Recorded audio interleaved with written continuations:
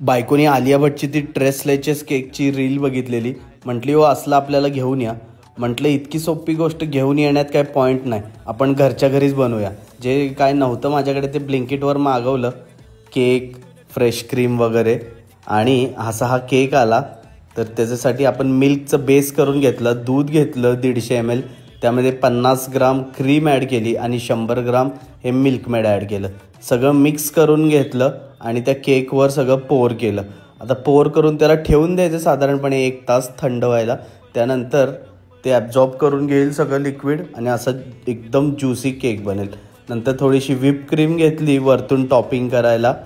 Whip cream ही अमूलची आहे. ही आपल्या commercial fat base क्रीमसारखी whip होत नाही, पण हेल्दी ऑप्शन आहे, चांगली आहे.